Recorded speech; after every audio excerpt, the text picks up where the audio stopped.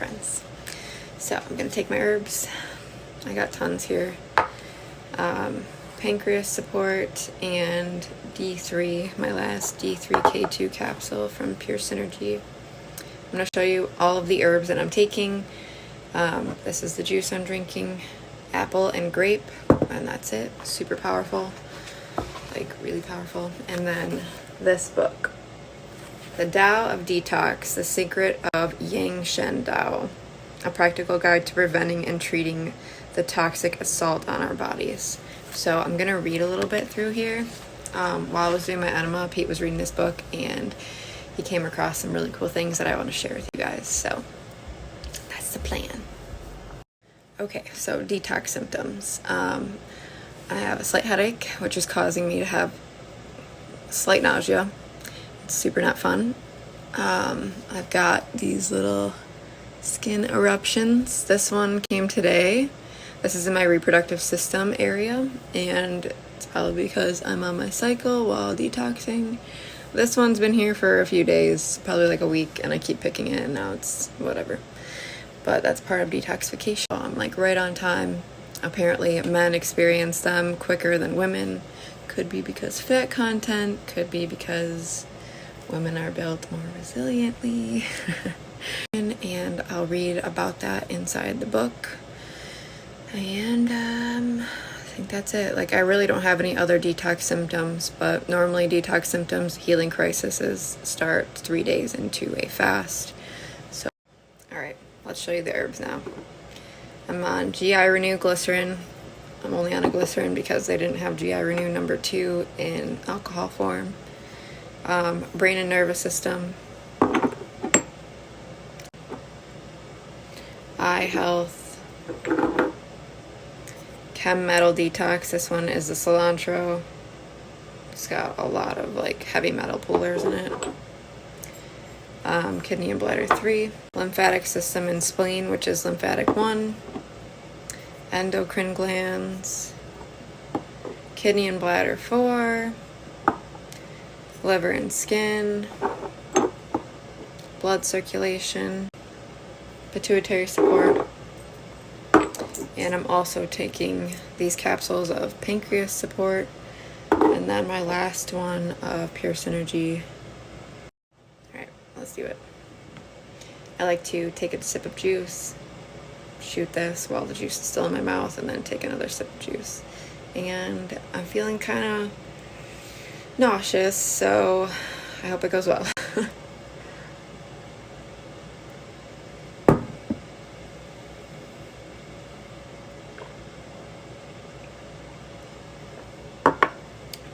Really easy. All right, capsules.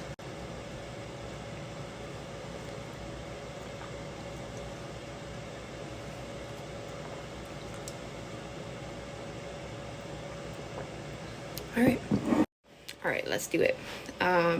This book chapter is called The Fast Lane, Fasting and Colonic Irrigation. Okay. The Bible mentions fasting 74 times, and Jesus himself fasted frequently, sometimes for as long as 40 days. When the Dead Sea Scrolls were unearthed in Palestine in the early 20th century, a most remarkable document written in Aramaic, and dating from the 3rd century CE came to light, translated into English in 1937 by Edmund Selesky, under the title The Essene Gospel of Peace. If you guys have not read The Essene Gospel of Peace, go and do that, please. It's so good. He talks about enemas like in the first book, how important they are, and there's so many cool things in there. If you don't want to read them, you can find them on, I got cut off, but you can find them on YouTube, and it's really easy to listen to. But there's a passage in here, and you'll see that the way that they talk in that book, it's very hard to follow. So I recommend reading it or listening to it a few times to get the full impact of the message. Okay, this ancient text recounts in detail some of the most important healing work performed by Jesus among the people of Palestine, and much of it sounds very similar to what Dr. Bernard Jensen writes about in fasting and colonic irrigation in his book, Tissue Cleansing Through Bowel Management. I have read this book and it is awesome. So if you want the link to that book, please message me and I'll find it for you. I can find it for free on the internet. All right. Unfortunately, none of this information ever found its way into the Bible, despite the fact that this gospel was recorded several hundred years earlier than the other gospels that appear in the Bible. Perhaps the earlier editors of the Bible found this topic of colonic irrigation to be too delicate a nature for inclusion in the Christian scriptures. But since this ancient historical document contains teaching of vital significance to the health of the Western world today, let's take a quick look at some of the key passages and listen to what Jesus in the Essene Gospel of Peace said to his followers on the subject of detox and human health. This is another reason why it's very important to read books other than the Bible, because there's so many other historical texts that have the keys to the knowledge that we need for humanity, and you're not going to get them just reading one book. All right, let's go. Renew yourselves and fast. Seek the fresh air of the forest and of the fields, and there in the midst of them shall you find the angel of air. Then breathe long and deeply, that the angel of air may be brought within you. I tell you truly, the angle of air, it probably means angel, the angel of air shall cast out of your body the uncleanliness which defiled it without and within. After the angel of air, seek the angel of water. Think not that it is sufficient that the angel of water embrace you outwards only. I tell you truly, the uncleanness within is greater by much than the uncleanness without. Seek, therefore, a large, trailing gourd, having a stalk the length of man.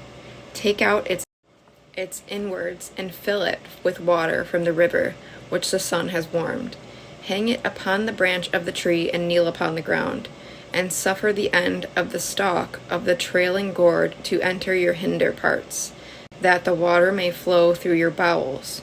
Then let the water run out of your body, that it may carry away from within it all the unclean and evil-smelling things.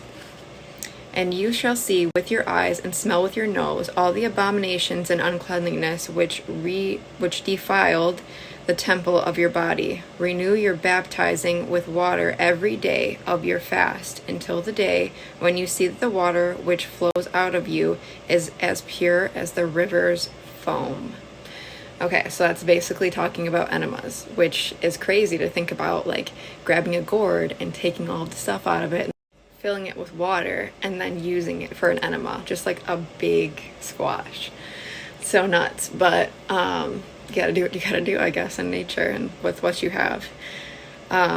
It just goes to show like how important enemas are in general, and especially on fasts. If you have clogged bowels, it's likely you're not going to feel good at all on a fast, because the waste that you're getting off of the cells is not getting out of your body. It's just kind of like a clogged toilet effect. Like you're pulling things and trying to push them down, and if it's clogged up, it's coming right back up.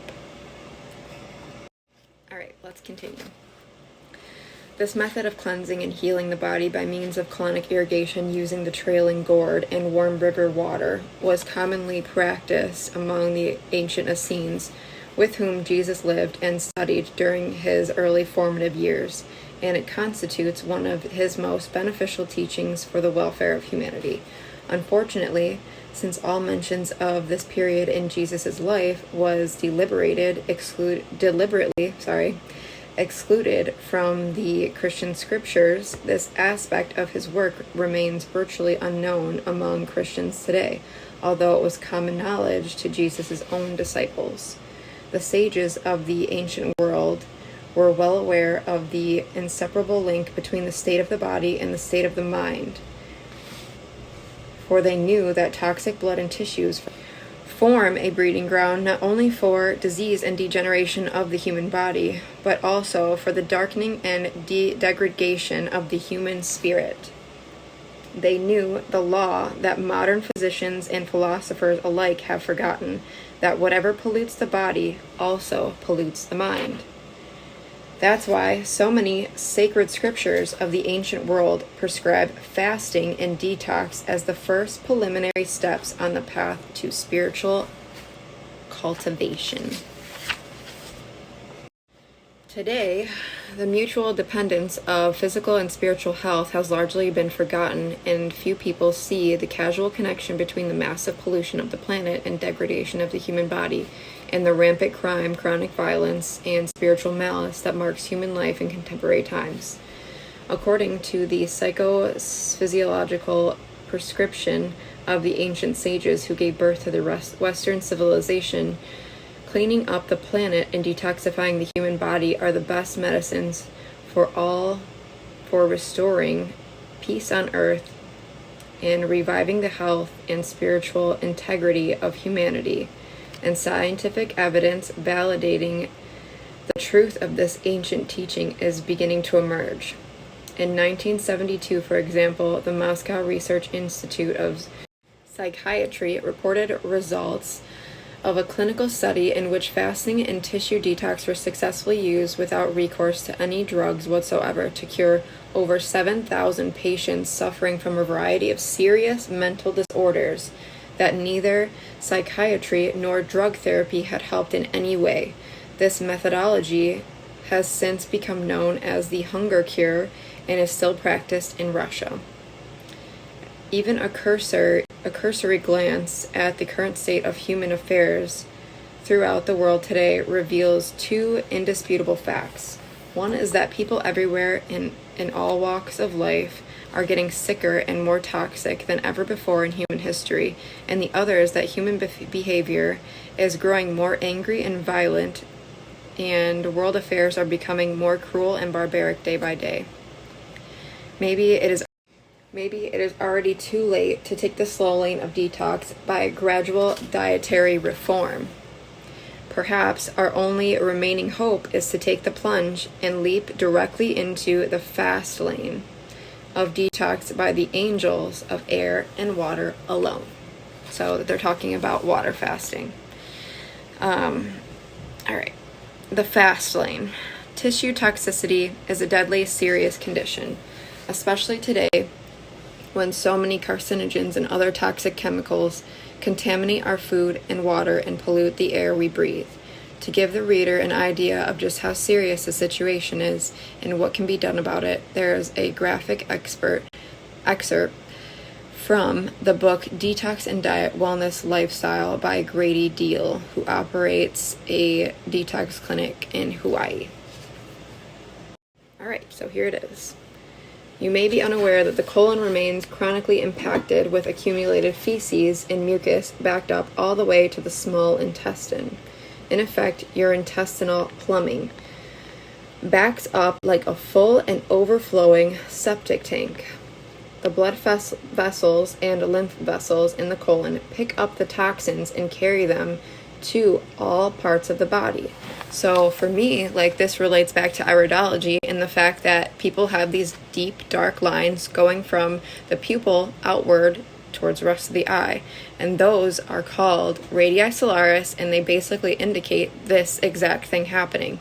The colon being too compacted and the clogged toilet effect pushing the rest of the toxins to other areas of the body.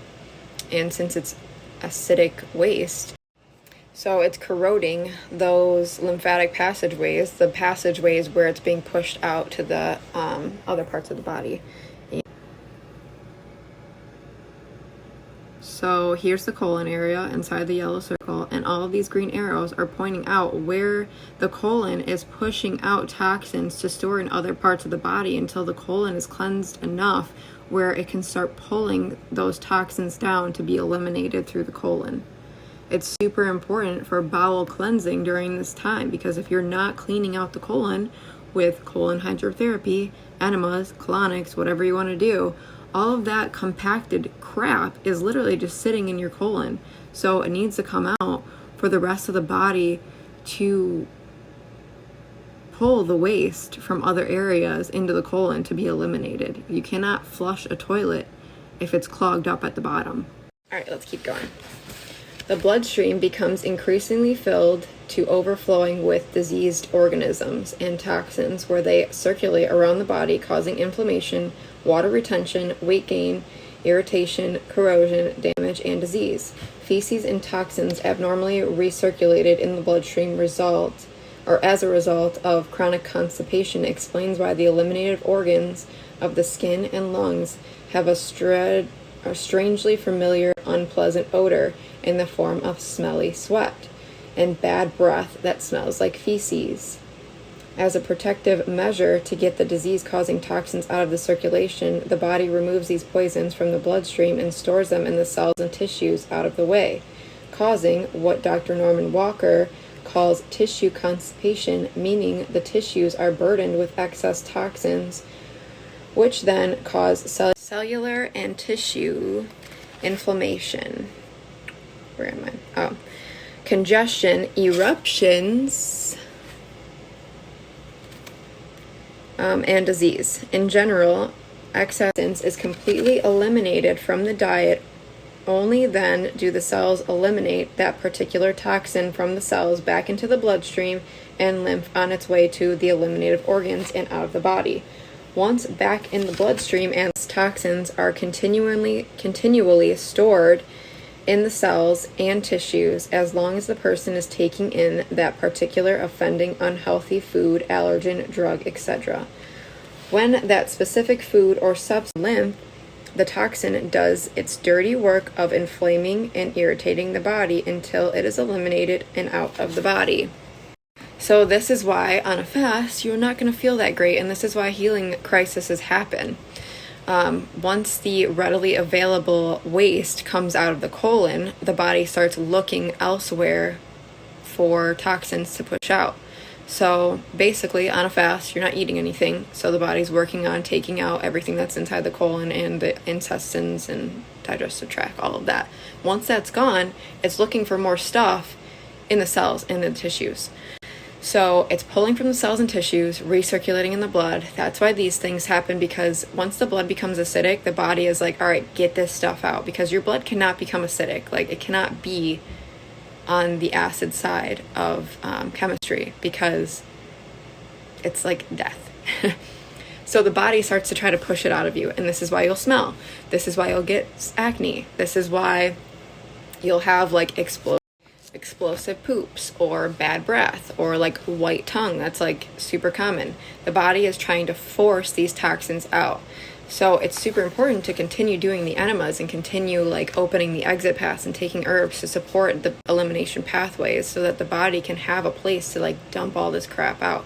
But this is also when a lot of people decide that they're going to stop their fast because they're like, oh my God, I can't do it anymore. But this is just when they started getting into elimination, like deeper elimination that's actually causing chronic illness. So it's important to stick with it, which is why I always recommend starting with juice fasting before water fasting, so you can get used to fasting and used to the idea of like not eating food and how that feels, and you will get a deeper detox for sure, but you need to stick with it long enough for that to happen. All right, let's keep going. This aggravation or worsening of symptoms is called a healing crisis. People detoxifying from a toxin may get worse before they get better, and they tend to crave the very food or habit which made them toxic initially. Fasting is the fastest and most effective way to deal with this sort of blood and tissue toxicity and to rid the body of toxin residues. And putrefacitive waste in the colon that continuously poisons the bloodstream, clogs the cells, and saps vitality. Until these toxins are eliminated, there's simply no way that the body can repair and rebalance itself. Although there are milder methods of detox than fasting, they all take much longer and work less effectively, and none can match the deep healing power and life-prolonging benefits of fasting. So the diet is not healing. Like, it's just making room and less obstructions for the body to do what it does. The body heals itself always, as long as we create the correct conditions. And the right conditions for most people are accommodating some type of fasting in your lifestyle. consistently. Like a fasting focused lifestyle is always key for healing chronic illness, because you don't get those deep cellular tissue healing with continuing to put food in the body. Like, you have to have it be empty completely. The colon has to be empty so that it can pull from other areas of the body. And if you're not pulling from other areas of the body, you're continuing having the chronic illness. So it's super important. All right. To gain those benefits, one must be willing to tolerate the unpleasant symptoms of the so-called healing crisis that fasting always triggers after the third day.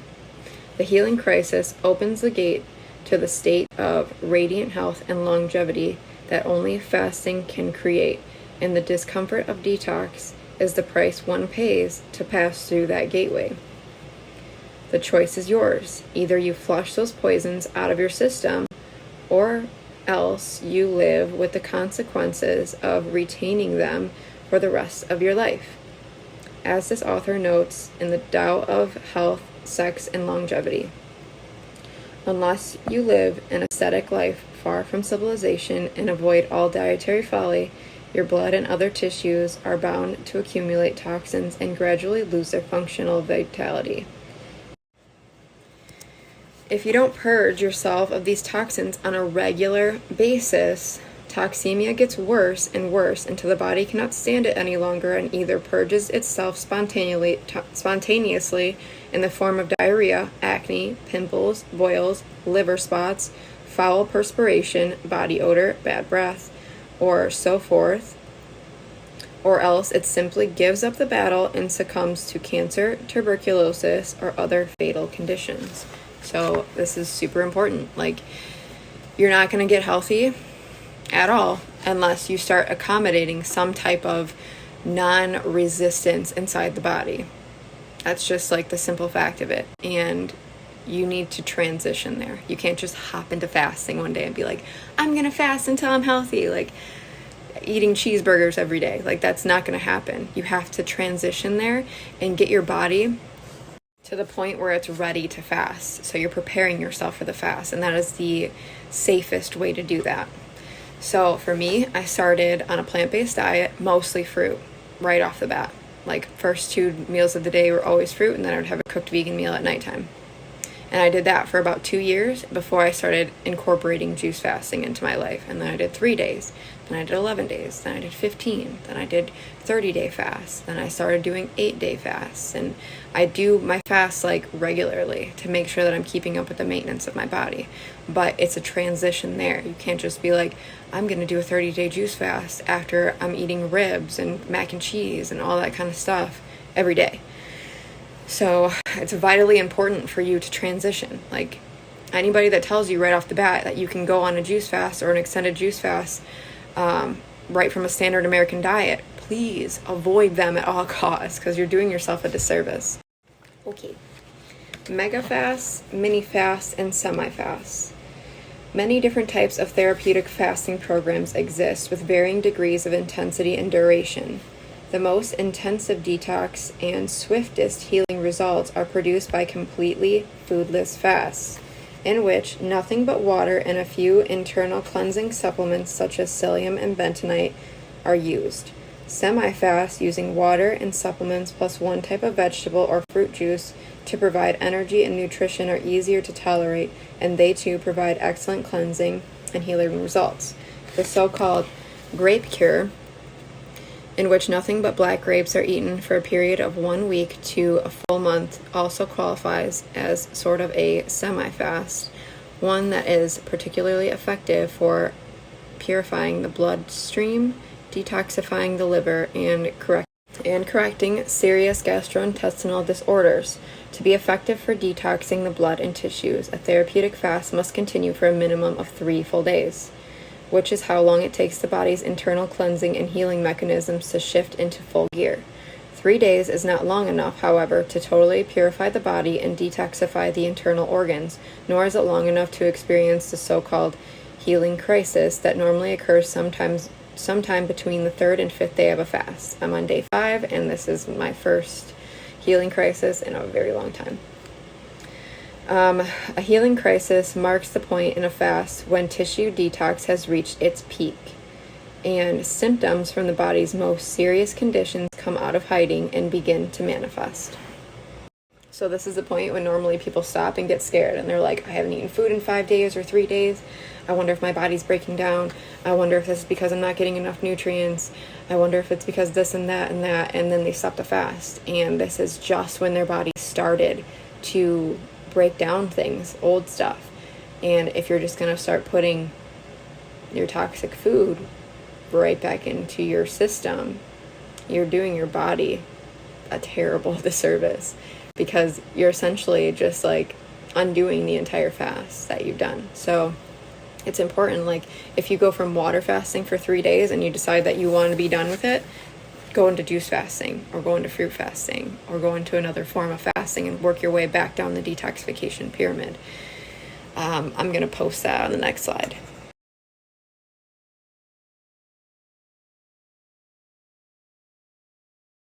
All right, let's keep going.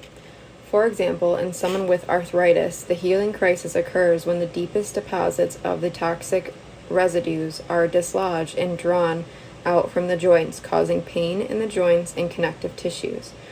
For someone suffering from heavy liver toxicity, the healing crisis comes the most poisonous substances are dissolved and eliminated from the tissues of the liver, bringing out all of the unpleasant symptoms from liver toxemia, such as overwhelming fatigue and listlessness, anger and irritability, yellow eyes and skin, foul breath and body odor, and throbbing pain in the liver. The good news is that this crisis marks the midpoint from which the rest of the fast is all downhill. It means that the worst part of the detox stage has passed and that the healing stage is beginning. Hitting bottom at the midpoint is why the phase is called a healing crisis. Unless you continue a fast long enough to hit the wall and pass through the stormy gate of the healing crisis to reach the sunny side of radiant health, you will not succeed in fully correcting the root cause of your ills. 3 days is certainly sufficient, however, to achieve a major cleansing of the bowels and bloodstream and to rebalance the internal organs and partially detoxify the tissues.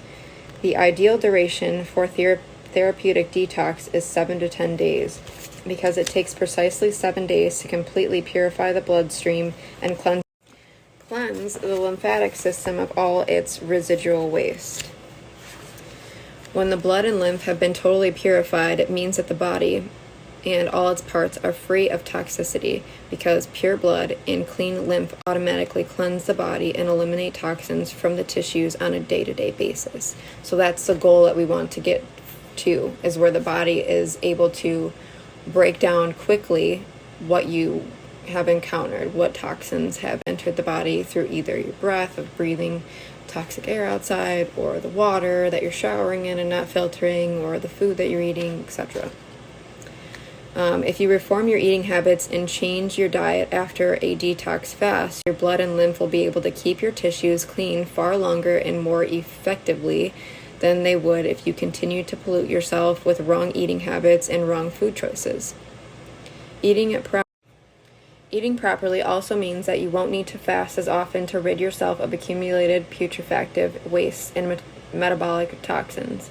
Generally speaking, one 7 to 10 day detox fast each year, while taking care to control your diet in between, is usually sufficient to protect you from serious diseases such as cancer and arteriosclerosis, prevent the onset of common degenerative conditions such as arthritis and senility, and pave the path to a long and healthy life. So this is talking about maintenance diet, which is super important. And if you haven't looked into the mucusless diet healing system, that is basically a way to go on a maintenance diet after you're fasting, so that you're not continuing to build the mucus inside your body. All right. Almost anyone is capable of completing a 7-day water fast.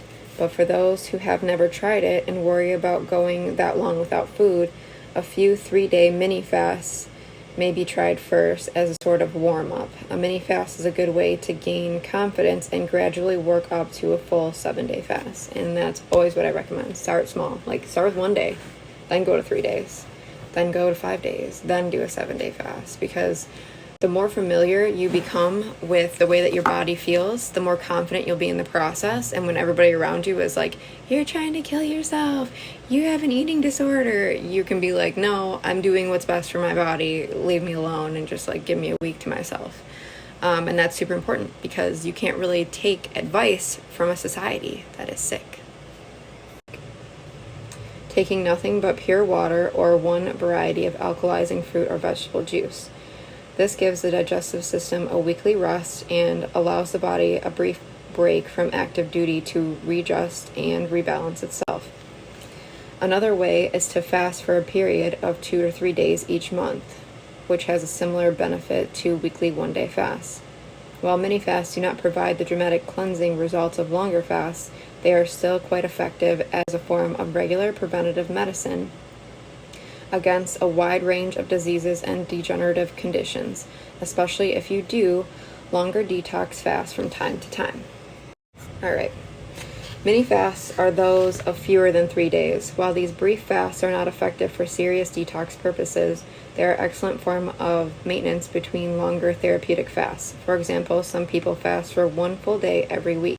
Okay, then it goes on to like supplements that you can take during your water fast, which is like psyllium husk, bentonite, green food, chlorophyll, lemon juice, and then lactobacterium.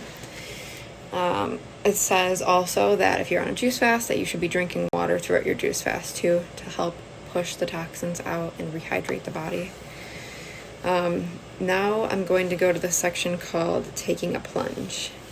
While fasting for 7 days completely purifies the bloodstream, cleanses the lymphatic system, and detoxifies the tissues, fasting by itself will not remove the 5 to 15 pounds of tough, toxic mucoid matter that becomes deeply impacted in the bowels from years of wrong eating habits and wrong food choices that begin in childhood.